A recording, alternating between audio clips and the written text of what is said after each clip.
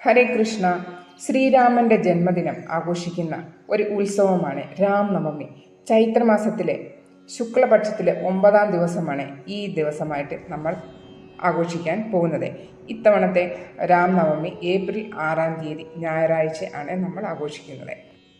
ഈ ദിവസം നമ്മൾ എന്തൊക്കെ കാര്യങ്ങൾ ചെയ്യണം, ഈ ദിവസം ചൊല്ലേണ്ട മന്ത്രങ്ങൾ, നിങ്ങൾ വ്രതം എടുത്താലും എടുത്തില്ലെങ്കിലും ഈ നാമങ്ങൾ നിങ്ങൾ തീർച്ചയായും അന്നത്തെ ദിവസം ചൊല്ലുക. ഓക്കെ. അപ്പോൾ രാംനവമി സമയം ആരംഭിക്കുന്നത് ഏപ്രിൽ 5-ാം തീയതി വൈകിട്ട് 7:26 മുതലാണ്. അതുപോലെ തന്നെ തിഥി അവസാനിക്കുന്നത് ഏപ്രിൽ 6-ാം തീയതി വൈകിട്ട് 7:22 നവമി തീയതി അവസാനിക്കുകയും ചെയ്യുന്നു. അപ്പോൾ അന്നത്തെ ദിവസം പൂജ ചെയ്യുന്നതിനുള്ള മുഹൂർത്തം എന്ന് പറയുന്നത് രാവിലെ 11:08 മുതൽ 1:39 വരെയാണ്. ഈ സമയം നിങ്ങൾ പൂജ ചെയ്തു കഴിഞ്ഞാൽ നിങ്ങൾക്ക് വളരെയധികം നല്ല ഒരു റിസൾട്ട് തന്നെ കിട്ടുകയും ചെയ്യും. ഓക്കെ. അപ്പോൾ ഈ സമയം നിങ്ങൾ ഒഴിവാക്കാതെ നിങ്ങൾ നോയമ്പ് എടുത്താലും എടുത്തില്ലെങ്കിലും നിങ്ങൾ വീട്ടിൽ പൂജ ചെയ്യുക.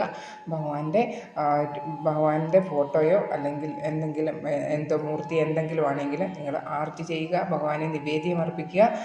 ഫാസ്റ്റിംഗ് എടുക്കുന്നവരാണെങ്കിൽ രാവിലെ മുതൽ ഫാസ്റ്റിംഗ് എടുക്കുക. പിന്നെ നിങ്ങൾക്ക് വൈകിട്ട് 7:30 കഴിഞ്ഞിട്ട് നിങ്ങൾക്ക് പാരണ ചെയ്യാവുന്നതുമാണ്. അപ്പോൾ രാംനവമി ദിവസം രാമകഥാ പാരായണങ്ങൾ, ശ്രീരാമന് സമർപ്പിച്ചിരിക്കുന്ന ഘോഷയാത്ര എന്നിവ നടത്തുക, ക്ഷേത്രങ്ങളിലും വീടുകളിലും പ്രാർത്ഥനകൾ നടത്തുക ഈ കാര്യങ്ങളൊക്കെ നിങ്ങൾ അന്നത്തെ ദിവസം ചെയ്യാനായിട്ട് നോക്കണം. അന്നത്തെ ദിവസം ശ്രീരാമനെ കൂടാതെ സീതാദേവി, ലക്ഷ്മണൻ, ഹനുമാൻജി എന്നീ ദേവതകളെയും ഈ ദിവസം നമ്മൾ ആരാധിക്കുന്നുണ്ട്. അപ്പോൾ എല്ലാവർക്കും ചെയ്യാവുന്ന വിധത്തിൽ നിങ്ങൾ ഉപവാസം എടുത്ത് രാമഭജനം അന്നത്തെ ദിവസം ചെയ്യുക. അപ്പോൾ അന്നത്തെ ദിവസം നിങ്ങൾ ഉപവാസം എടുത്താലും എടുത്തില്ലെങ്കിലും ചില മന്ത്രങ്ങൾ, 7 മന്ത്രങ്ങൾ ഞാൻ ഇവിടെ കൊടുത്തിട്ടുണ്ട് സ്ക്രീനിൽ. അപ്പോൾ എല്ലാവരും അത് നിങ്ങൾക്ക് ചെയ്യാൻ നിങ്ങൾ മറക്കാതെ നിങ്ങൾ ചെയ്യുക. ഓക്കെ. അപ്പോൾ ആദ്യത്തെ മന്ത്രം രാമനാമം തന്നെയാണ്. മഹാമന്ത്രമാണ് ഇത്. ഭഗവാൻ രാമൻ്റെ നാമം. മുക്തിക്കും മോക്ഷത്തിനും വേണ്ടി ഈ രാമ എന്ന ഈ നാമം നിങ്ങൾ 108 പ്രാവശ്യമെങ്കിലും അന്നത്തെ ദിവസം രാവിലെയും വൈകിട്ടും എപ്പോഴാണേലും നിങ്ങൾ ചെയ്യുക. ഓക്കെ. അപ്പോൾ ആദ്യത്തെ നാമം രാമൻ എന്ന് തന്നെയാണ്.